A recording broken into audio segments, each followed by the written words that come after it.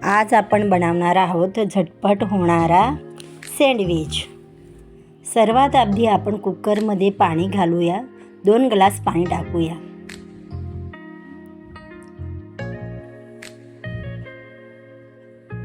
त्याच्यानंतर आपण बटाटे घेऊया। 4 बटाटे घेतले मी मीडियम साईजचे, त्यांना कट केले आहे आणि आता आपण त्यांना बॉईल करून घेऊया।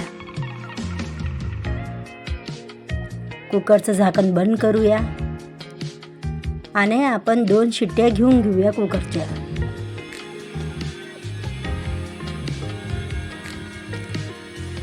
आता आपण गॅसची फ्लेम बंद करूया आणि वाफ काढून घेऊया कुकरची।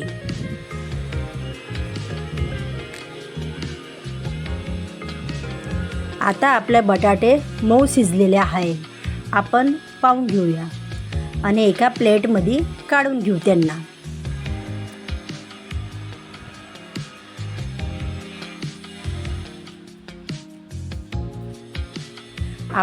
आपले बटाटे फार मऊ शिजलेले आहेत। आता त्यांची वरची साल काढून घेऊया। सगळ्या बटाट्यांची साल काढून घेऊया।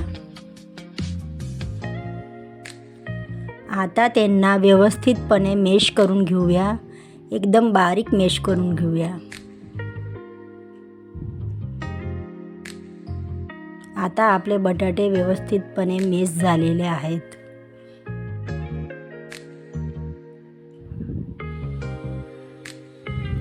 आता त्याच्यामध्ये आपण काही मसाले टाकूया। पावभाजी मसाला, धनिया पावडर, जिरं, लाल मिरची, मीठ आणि हिंग व्यवस्थितपणे एकजीव करून घेऊया, म्हणजे का सगळ्यांचं प्रमाण बटाट्यांमध्ये येऊन जाईल। त्याच्यानंतर आपण त्याच्यात थोडी हळद टाकूया, परत एकजीव करून घेऊया। त्याच्यानंतर आपण त्याच्यामध्ये थोडासा चाट मसाला टाकूया। चाट मसाल्याने चव फार छान येते। चाट मसाला ऑप्शनल आहे, तुमच्यापाशी असेल तर टाका। आता आपण त्याच्यामध्ये थोडी कोथिंबीर टाकूया, कोथिंबीरनं पण चव छान येते। सगळं एकजीव करून घेऊया। त्याच्यानंतर आपण तव्यावर थोडंसं तेल टाकूया। जास्त तेल नाही टाकायचं, थोडंसंच तेल टाकायचं।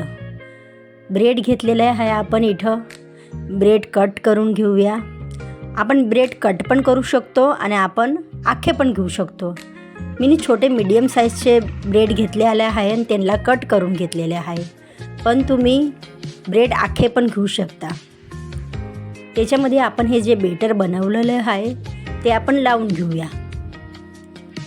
खूप फार छान चव येते त्याचीवाली आणि झटपट होतं। एक एक करून आपण सगळ्यांना हे लावून घेऊया आणि मग नंतर आपण तव्यावर ते थोडंसं तेल टाकून शेकून घेऊया। आता मी लावत आहे। आता मी लावणं झाल्यानंतर तुम्हाला दाखवते।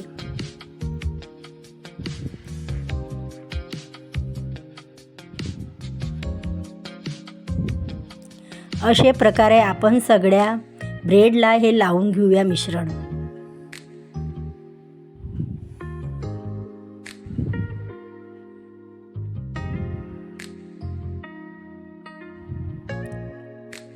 आता आपलं लावणं झालेलं आहे। सगळे ब्रेड आपण तयार करून ठेवलेले आहे आधीच। आता गॅस चालू करून आता मीडियम फ्लेमवर आपण त्यांना थोडंशा तेलमध्ये, जास्त तेल नाही टाकायचं, आपण थोडंसं तेल टाक द्यायचं, अगदी थोडंसं, आणि ते शेकून घेऊया। थोडं शेकल्यानंतर आपण त्यांना उलटपालट करून घेऊया। एका बाजूनं व्यवस्थित झाल्यानंतर आपण त्याची दुसरी बाजूही व्यवस्थितपणे शेकून घेऊया। आपण पाहू शकता त्याचा रंग किती छान आलेला आहे असा खुशखुशीत झालेले आहेत ब्रेड. मुलांना ते फारच आवडतात. माझ्या घरचे मुलं तर खूपच आवडीनं खातात.